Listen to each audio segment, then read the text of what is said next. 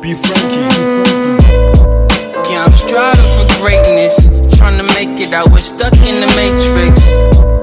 Yeah, I'm striving for greatness, trying to make it out, we're stuck in the matrix. Yeah, I'm striving for greatness, trying to make it out, we're stuck in the matrix. Yeah, I'm striving for greatness, trying to make it out, we're stuck in the matrix.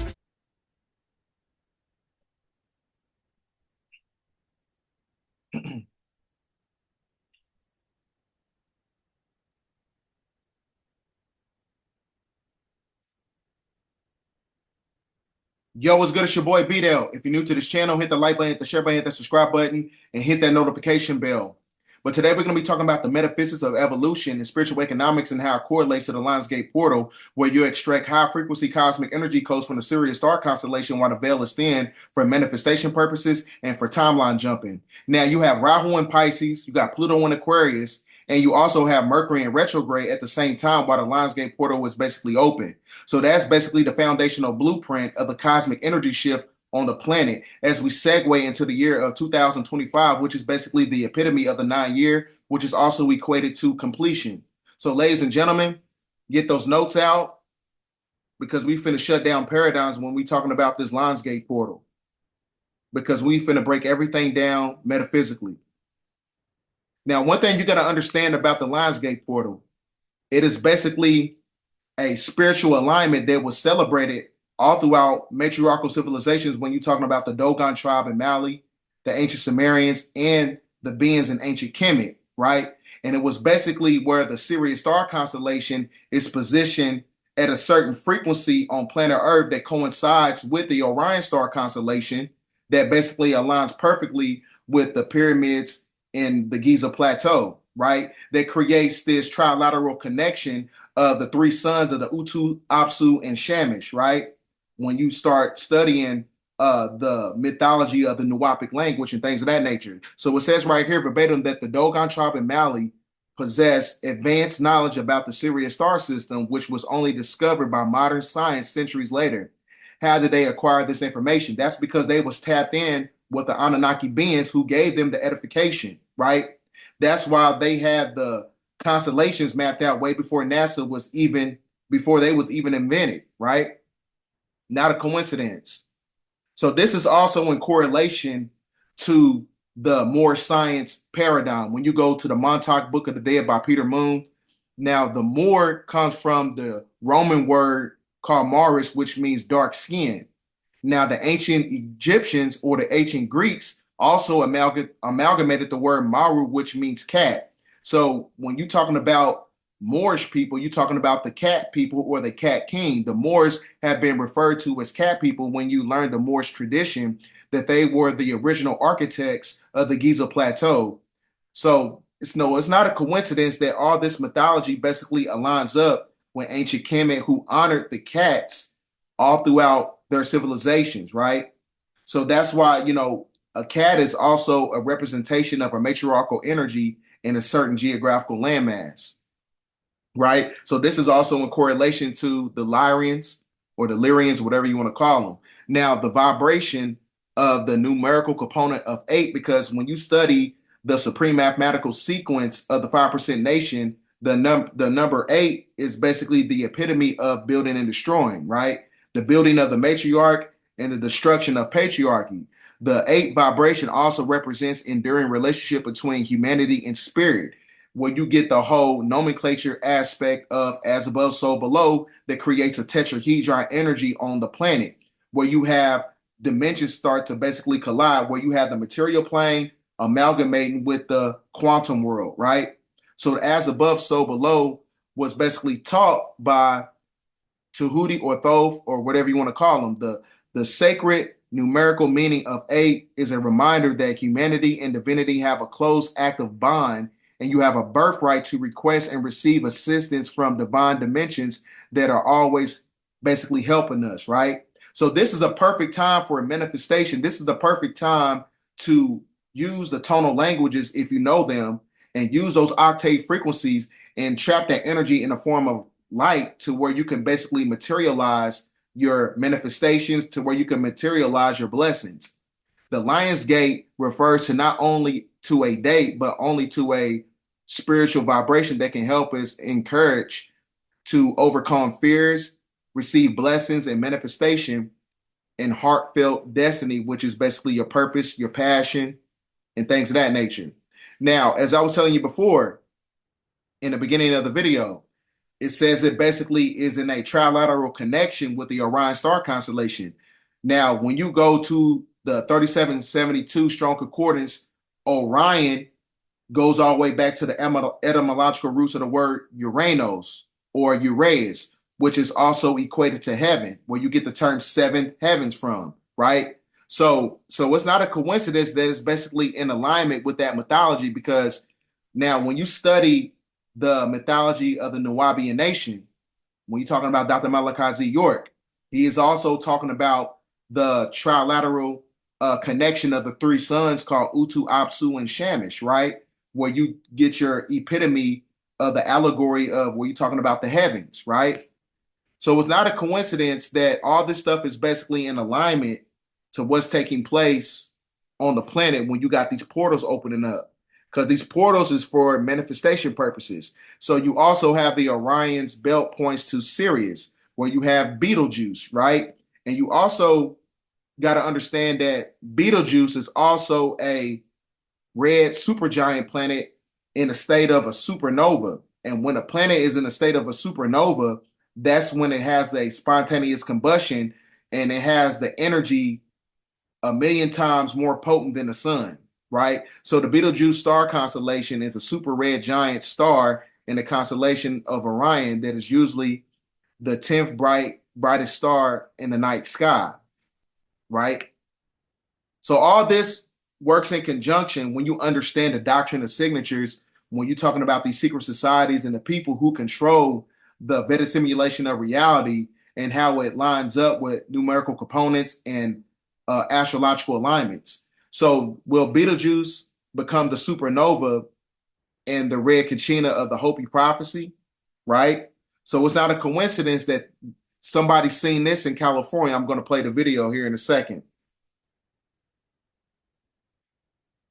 because this all correlates to what's taking place on the planet, because the Lionsgate portal doesn't only open up just on August 8th. It's been opened up, from July 25th all the way up to August 12th, right? So you got these galactical alignments of the trilateral connection of the three suns of Utu, Apsu, and Shamash. They're bringing a different energy on the planet. As I already told you, you got Pluto in Aquarius, you got Rahu in Pisces, right? And you got Mercury in retrograde at the point right now. So you got many different energies on the planet that's bringing about this red star Kachina Betelgeuse prophecy. So this red star Kachina was spotted in California. He filmed in the mountains of California. So the sun is rising, right? The sun has yet to rise. And she looks up and she sees this thing, this red object in the middle of the clouds. But the sun hasn't even risen yet. This is at 5 a.m. in California. Look at this, y'all.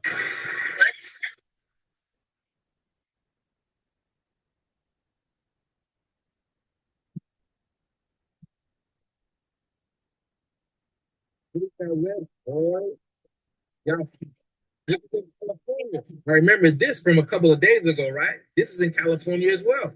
Right. So one thing you got to understand about the 8-8 portal, the 888 portal is basically the epitome of heaven on earth. Because I told you there is a colliding in the dimensions at the point right now. In a moment of time right now, the dimensions are basically colliding. Why is that? Because we're going through a shift. That cosmic shift has something to do about the blue star Kachina Hopi prophecy and the red star Kachina Hopi prophecy. And the sun that we have in our solar system right now is called Utu. So you got Apsu and Shamash. So these prophecies have to come online because we're almost at the apex of a seculum of a cycle, as I was talking about in the last video, right?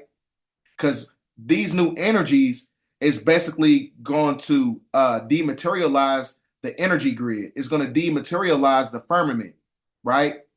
So from 2030 to 2043, as Dr. Malachi Z. York was talking about, 13 years from 2030 to 2043, that is the 13. That is the restoration of the matriarch, right? So it's not a coincidence that all these numerical components, when you have these new portals opening up to bring these new energies in, it's not a coincidence that all this stuff is taking place. So you also have a red sun, right? That also works in conjunction with the supernova, which is basically an explosion of a very large star, which is basically the star temporarily gives off 1 billion times more energy than the sun, right? Because it operates on fractions of light. So as I was telling you before, by way of the doctrine of signatures of celestial bodies, by way of the doctrine of signatures of what happens when you're talking about astrological alignments, the reason they putting this movie out because there's a timeline. When you understand their symbolism, the timeline of what they propagate in the media is basically aligned on an esoteric level. So when you understand their language, that's how you know what's going to happen next within the simulation. So also, when you look at the numerical components of the number 8, right? Because the number 8 is basically the epitome of building and destroying, the building of the matriarch and the fall of patriarchy, right? When you understand the supreme mathematical sequence of the 5% nation, right? So you also got to understand that the numerical component of the number 8 is basically a 33 mirrored. 33 is also the apex of a Christ consciousness, right? Which makes you a immortal soul, and then where you able to tap into the God source. So it's not a coincidence that all this stuff is taking place, just like you have a trinity within the celestial bodies, you have a trinity within yourself, because we're a microcosm of the macrocosm. So you have a trinity of the male, female, and God. Same thing over here, female, male, and God. So that's how you connect with the centripetal and the centrifugal forces that creates a tetrahedron energy. That's why you see 2 triangles right here.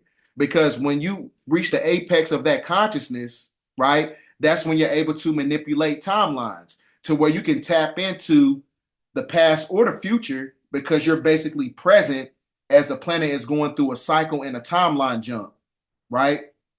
So that's why it's very imperative for you to be present in this day and time period as you reap the benefits of manifestation, because that's how you unlock the keys to the universe, which is the 3, 6, and the 9. So that's why you see the tetrahedron that looks just like the unification of the trinity of the male, female, and God, and female, male, and God, right? Which is the apex of the Christ consciousness, because the 33 is equated to the 33rd vertebrae, which is basically a master number. So you only master yourself by breaking out of the time loop cycle by going through the Lionsgate portal, right? Because the 33 is a mirrored together is basically an 8, where you tap into the God source for manifestation. That's what makes you a God, to where you're able to create things on the planet intrinsically by way of manifestation, right? And we're finna get into that as we get through the presentation. So that's the key to the universe, so where you're able to unlock and you're able to jump timelines when you have the Lionsgate portal basically open up that creates an infinity symbol, because you're breaking out of the infinity loop of the vetted simulation of reality that was created by the archonic forces, who basically gave the power to the Canaanite bloodline, right?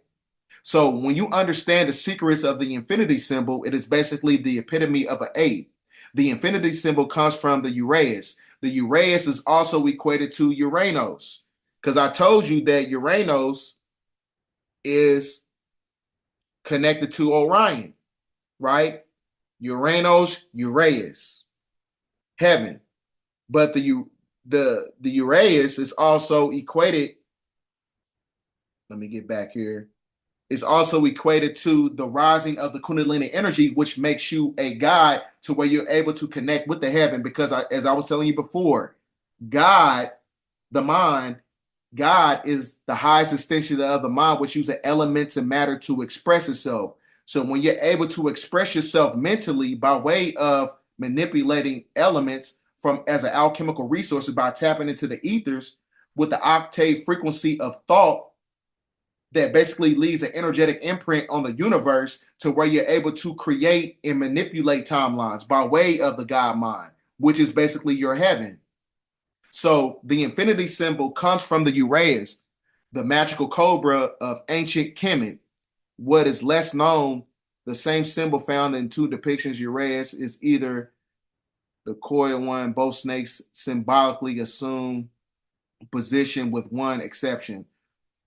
The risen Uraeus is the eye of the sun, which is basically awakened, which is basically the personification of the pineal gland, ready to claim its power and fight against darkness because you now hold the light, which is connected to your the energy cortex of your chakra system, which when you're talking about the heart, now you contain the light, the true light, right? To where you fight against darkness and oblivion. Hence, the symbol of infinity is a symbol of our endless lessons, and incarnation calls us to wake up and rise like the Uraeus, realizing our divinity and claiming our magic and our birthright, basically, right?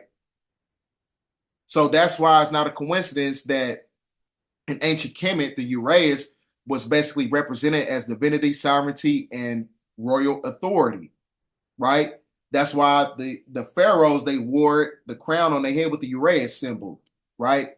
To where you tap in to the hypothalamus gland, the pituitary gland, which is also known as the master gland, and the pineal gland, that creates a trilateral connection of the trilateral trinary star constellation, other Orion star constellation, when you're talking about Utu, Apsu, and Shamash. So the Lionsgate portal is not only opening up from a celestial standpoint, it's opening up mentally, right? Pineal gland, pituitary gland.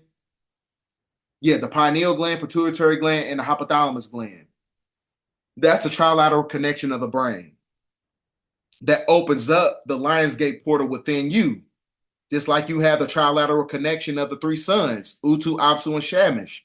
These three suns is opening up the Lionsgate portal because these three suns in the Orion star constellations is basically in alignment with the pyramid of Giza, right?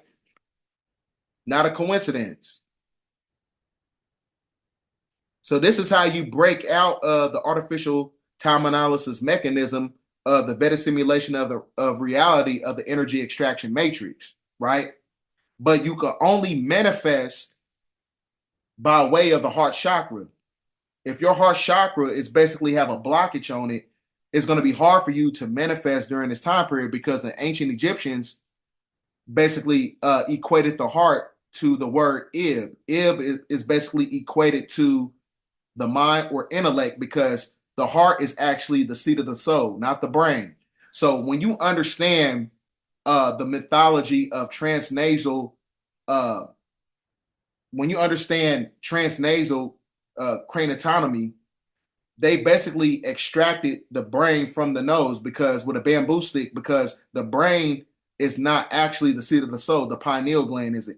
The soul enters the body through the pineal gland. So when you understand transnasal craniotomy, they extract the brain from the nose and they discard it, right? So that's why, the heart is actually the seat of the soul, because when you study the mythology of the ancient Kemet, they used to weigh the heart on the scales of Mayat, not the brain, right? They weigh it against the feather because a feather is basically the personification of electrical energy, right? And the heart contains plasma energy, which makes it highly magnetic, electromagnetism, to where you're able to ascend out of this mental plane, right? Or the material plane.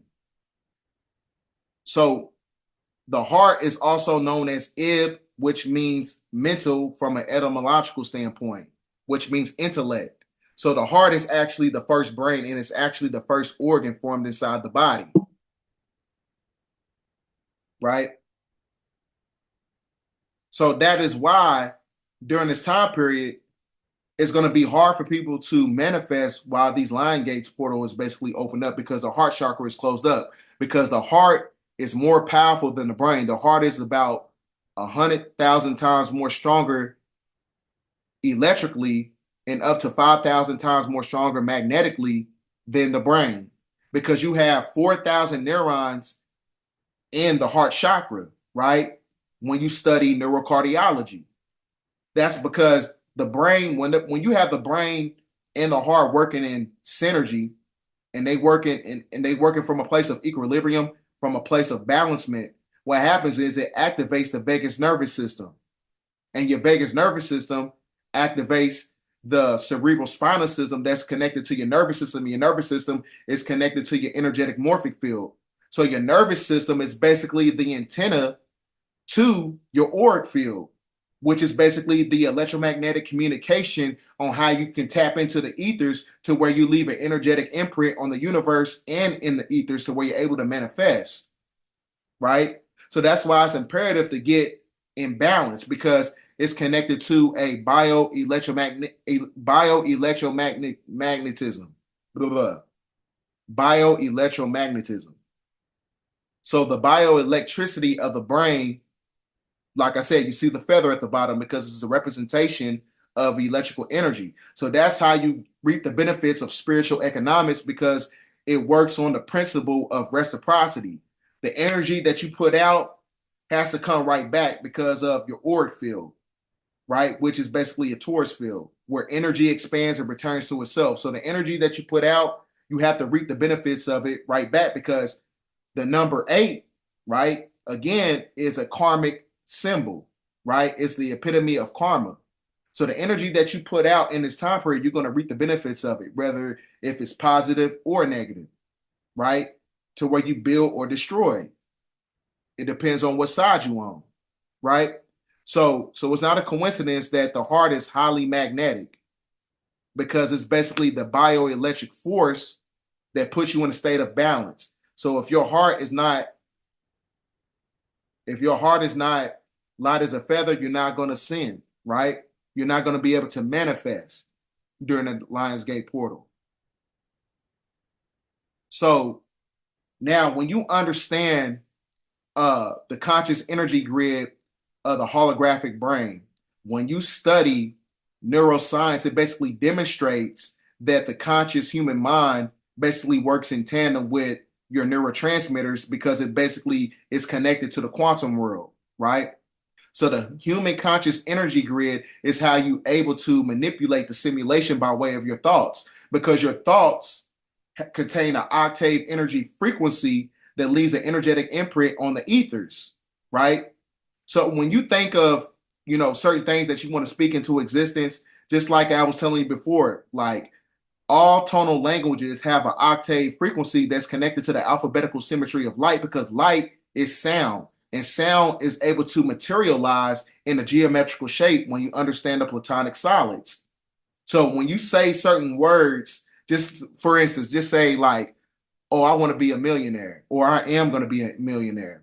You don't just say it in a monotone, say it in different tones and frequency. It might sound crazy, but say like, I want to be a millionaire. I want to be a millionaire. I want to be a millionaire. Say it in different tones and frequencies. That way, that pitch, that vibration can basically amalgamate and leave an energetic imprint on the ethers, to where you're able to entrap that thought inside the neurological interface and upload it into the consciousness, to where you're able to stream down the intelligence to reap the benefits of the materialization of your blessing or your manifestations, right? That's how you manipulate the conscious energy grid, right?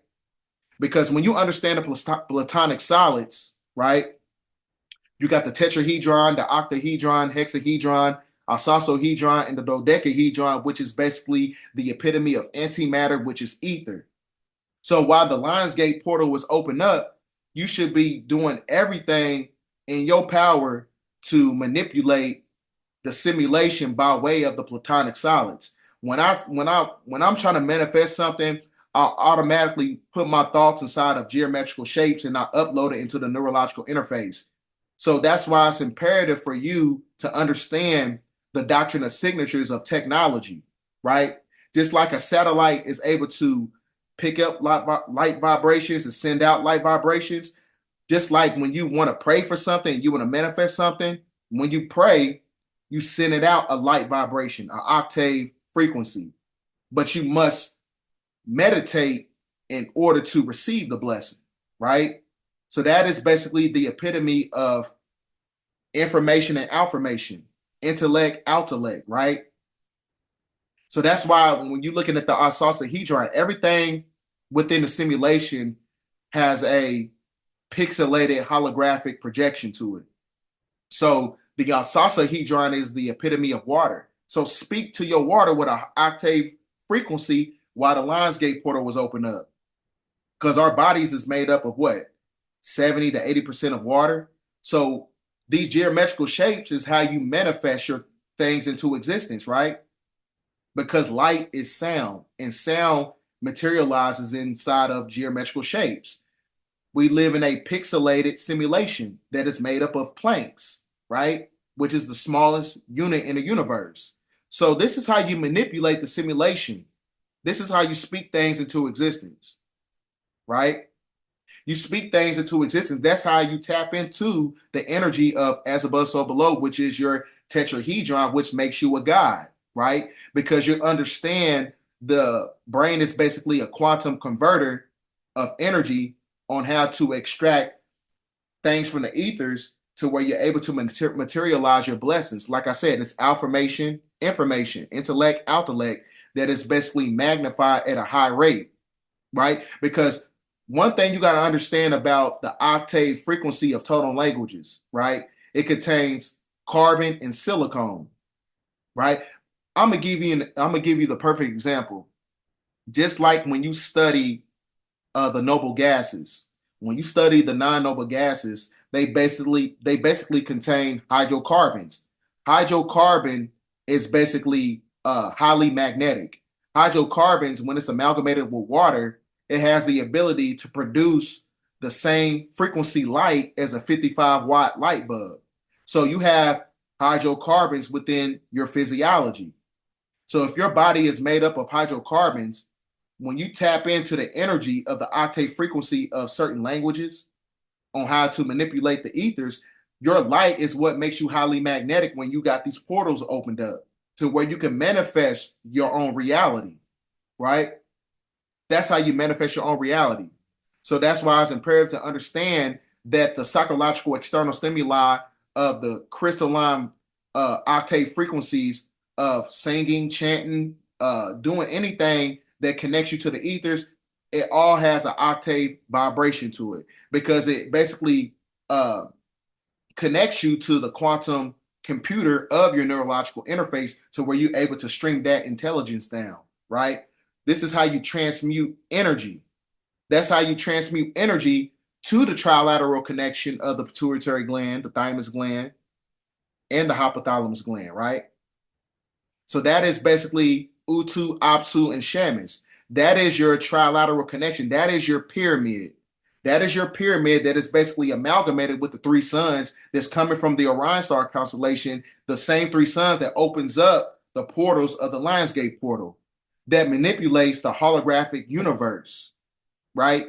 It manipulates the holographic universe because that's when you tap into the neuroendocrine transducer, because the crystals basically create an electromagnetic field that creates the same shape of a pyramid. When you're talking about the magnetites and the dendrites in the brain, that is basically comprised of quartz crystal in a triangularized structure, right? Now, when you get into the divine feminine aspect of this presentation, one thing you got to understand about, in order to manifest, this is just for the women, because, you know, women contain the mitochondrial DNA to planet Earth to where they have prokaryotic cells, and prokaryotes are basically the first organism found in the universe. So one thing you got to understand, when you have the prokaryotic cell within your physiology, that means that you must reach the apex of consciousness and magnetism by a high intake of iron. So it's not a coincidence that when you look at the nomenclature title of the atomic symbol of iron, it shows you Fe, which is basically short for female, right? The carbonated female. So in order to be highly magnetic, you have to, you know, you got to raise up your iron levels, basically, right? That's how you become highly magnetic, because when you're highly magnetic, like I said, yes, iron is basically magnetic. So iron is a ferromagnetic metal that connects you to the Fibonacci sequence of nature, because your pheromones is what connects you to a form of animal magnetism, where you're able to absorb everything around you by way of your frequency, right? Magnetism. So, which means naturally attracted magnets firmly stick them together. When a magnet is balled near iron, the iron's magnets line up with the magnetic field. So, like I said, your magnetic field also works in tandem with your nervous system. Your nervous system is basically the remote control to your magnetic field, causing the iron to become magnetic itself, to be drawn to an original magnet. So this is where you get into the pheromone aspect, right? Which makes you highly magnetic. You got to up your iron intake, right? If you have low iron. So the secret, so when you're talking about pheromones, the pheromones is equated to the ferromagnetic energy of iron, where you absorb everything around you in nature. And the epitome of the Fibonacci sequence of nature is carbon. Everything on the planet is basically made of carbon. In order to reap the benefits of magnetism in a form of manifestation, you got to up your iron intake, right? So the pheromone, like I said, is a chemical that basically is outside the body, secreting individual to the effect of behavior of the receiving individuals. So like I said, it's connected to the prokaryotic cells and the multicellular eukaryotic cells, right? They use among insects. So like I said, it's connected to everything in nature when you understand ecology. Now this is where we get into the draconian reptilian aspect of it, because it was said, when you study the mythology of the Dogons, some say that during the time of the 888 portal was opened up, the Lionsgate portal, that's when you had these draconian entities was able to manifest themselves into this material plane. So the same, that's why when you look at this mural right here, it shows you a draconian in the background, as you have the Dogon tribe in Mali, right? Who are basically depicting themselves as the Anunnaki, which is why they understood the astrological alignments of the Sirius star constellation and the Orion star constellation, basically aligning itself with the Giza Plateau, right? So I'm gonna show you this video of this lady. She is basically shape-shifting, because like I said, you got new energies on the planet right now. You got new energies. I told you got Rahu and Pisces all the way up until March of 2025. Then you got Pluto in Aquarius right now, and then it falls out of Aquarius, and then it goes back into Aquarius around the time of November, all the way up until the year of 2043.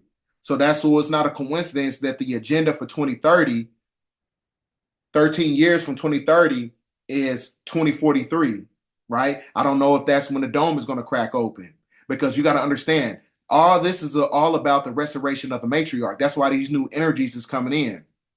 So when you have the restoration of the matriarch, that's when nature gives everything back to the original people by way of the dome cracking open, because that is the unlocking of the seventh seal, right? The seventh seal, which is basically connected to the matriarchal number of 13, right? Because the 888 portal is basically unlocking the seventh seal. So all this is basically the beginning points of what you're going to see taking place on the planet in the near future. You're going to see a lot of people, having a lot of neurological misfires, because the energy on the planet is going to be so potent, people are not going to be able to think for themselves. They're going to start going mentally crazy. So like I said, you got the Lionsgate portal open up, Pluto in Aquarius. You got Mercury in retrograde. You got all these new energies on the planet. And so it's not a coincidence that you got August 8th, 2024, which is also known as the 8th year, right? So this is a karmic year because it's setting the tone and the frequency for the year of completion of 2025. The completion of what? The completion of patriarchy as you have the rise of matriarchy. But you're not going to reap the benefits of the matriarchal order until the veil is lifted completely. So when the veil is lifted completely, this is when you start to see things like this, right? Because that basically causes a glitch within the simulation, these portals that's coming in. So it's not a coincidence that her skin is looking like this while the Lionsgate portal was open up. I'm going to play the video.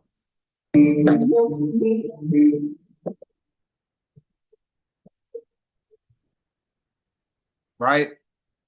So we living in a time right now where you got to get your shit together. You want to manifest certain things on the planet. You know, you want to manifest and things of that nature. You have to, you know, your mind and your heart has to be working in tandem when you activate the vagus nervous system. So for those coming in, I'm going to give a brief synopsis about what's taking place. So, you know, all matriarchal civilizations knew about the Lionsgate portal, right? And it was celebrated. This astrological alignment was basically celebrated by the ancient Sumerians, that, you know, the beings of ancient Kemet and the Dogon tribe in Mali, right? So it was not a coincidence that the Dogon tribe in Mali had the constellations mapped out way before NASA was even created. That's because they got their edification from the star beings, the star people, the Anunnaki, whatever you want to call them, these extraterrestrial entities. They gave them the edification about astrological alignments, right? So it's not a coincidence that it's basically in alignment with the Giza Plateau, right? And it was basically created by the original architects who are basically your so-called Moors or Mers, right? Who was also known as the cat people when you're talking about the Lyrians. So one thing you got to understand about the number 8 is basically the epitome of building and destroying. The building of the matriarch, the destruction of patriarchy. Because the 8 is also symbolic to as above, so below, which is a tetrahedron energy. The centripetal and the centrifugal forces coming together that creates a vibration on the planet that basically manipulates the simulation, right? So the Lionsgate portal is how you manifest things to where you stream down intelligence from Uranus, which is also known as the Orion star constellation. That's why they tell you in the Bible, in the book of Amos, that heaven is in the Orion. But that's also equated to the doctrine of signatures from a neurological level, right? Heaven is also within the mind. It's not only subjected to the paradigm of celestial bodies, right? Because as I was telling you before, God is the highest extension of the mind, which uses elements and matter to express itself. So when you're able to manipulate elements, that's when you're able to jump timelines, right? That's when you're able to jump timelines.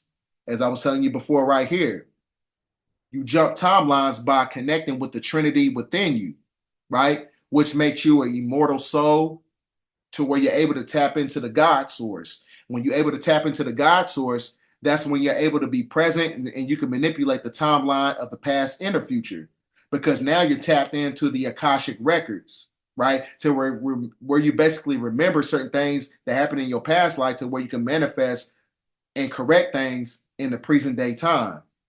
So that's the keys of the universe. The 3, 6, and the 9. That's the Trinity symbol, which is the number 8 that creates the tetrahedron symbol within the middle, right?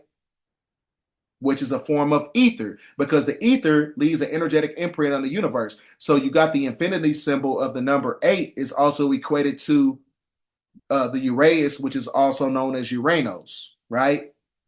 That's why the pharaohs wore the Uraeus on their head, because it was basically the epitome of the pineal gland that works in tandem with the trilateral connection of the hypothalamus gland, the thalamus gland, and the pituitary gland and the pineal gland. That is the trinity that is equated to the 3 celestial bodies and the Orion star constellation when you're talking about Utu, Apsu, and Shamus. Those are the 3 suns that connects with the heaven within your mind. So In order to manifest while the Lionsgate portal was basically open, the heart and the mind must be working in synergy. As I was telling you before, when you study transnasal craniumtonomy, the brain wasn't needed in ancient Kemet. That's why they discarded the brain with a bamboo stick. The heart is the thing that's basically the shit, not the brain. The heart is the shit, right? Because the heart is actually the seat of the soul when you understand Kemetic spirituality. Because the heart is 1,000 times, 100,000 times more stronger electrically and 5,000 times more stronger magnetically, right? So that's why the ancient Kemets, they used to call the heart Ib, which means mind or intellect, right? Because the heart has 4,000 neurons in it when you study neurocardiology. So your heart and your mind must be working in tandem from a form of equilibrium in order to manifest while these portals are basically open, the Lionsgate portal. Because the Lionsgate portal is the time you're supposed to be manifesting, right? And you're supposed to be working on yourself to where you're able to reach the apex of consciousness to get to the next level. So that's how you manipulate the holonomic brain theory of the conscious energy grid when you're talking about the holographic simulation that's connected to your mind. So because when you study neuroscience, it basically tells you that the human consciousness is tethered, connected to the quantum world to where you're able to tap into certain forms of the neurotransmitters to manipulate the quantum computer when you're talking about the mind by way of the platonic solids by uploading thoughts in a geometrical shape inside your neurological interface in a form of manifestation. So light, sound, octave frequencies create geometrical shapes. You upload your thoughts in geometrical shapes and you upload them to your brain to where you're able to manifest. That's why you sit down and pray. Then you got to sit down and meditate in order to receive the blessing. As I was telling you before, just like a satellite. A satellite is able to pick up light vibrations and send out light vibrations. That is basically the same thing as praying and meditating. You send it out a light vibration, you must meditate to receive the light vibration, right? Because light is intelligence, intelligence is sound, and sound is able to materialize in geometrical shapes. And when sound is able to materialize in geometrical shapes, that's when you upload those thoughts. That's when you connect with the alphabetical symmetry of light. Light is an intelligence to where you absorb the energy that activates the sun heat genes, which are basically prominence and granulations that also activates the hydrocarbons that makes you a bioluminescent being. Because when you activate the light body, that's where the magnetism starts to take place, right?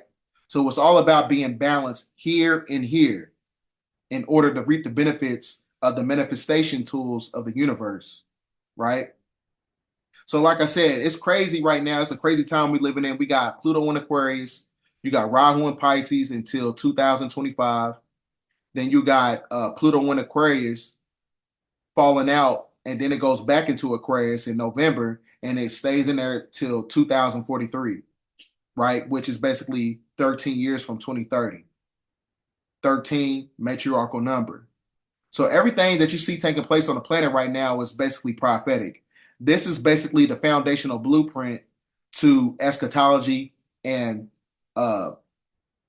prophetic divination that's taking place. So ladies and gentlemen, get this video out there. Thanks for watching this video. End of transmission.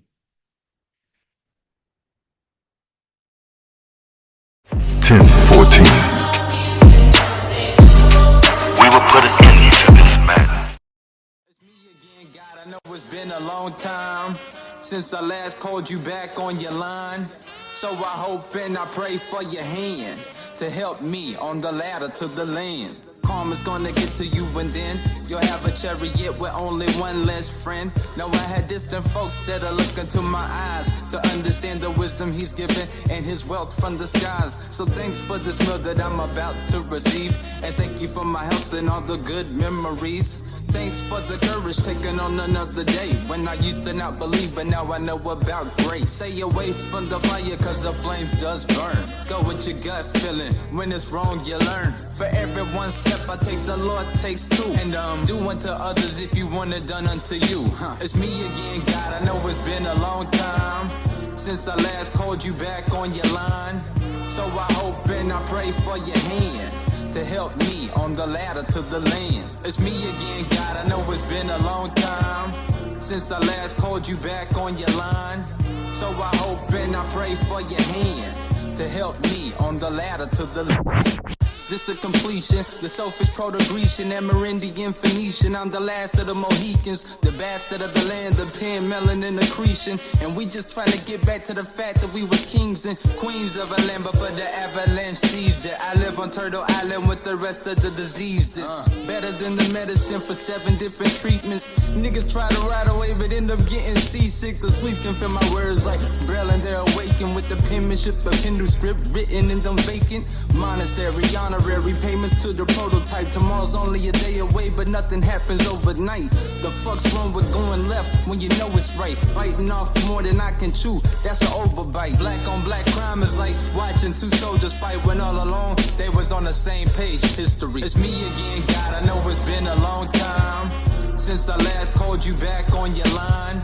So I hope and I pray for your hand to help me on the ladder to the land. It's me again, God, I know it's been a long time since I last called you back on your line. So I hope and I pray for your hand to help me on the ladder to the land.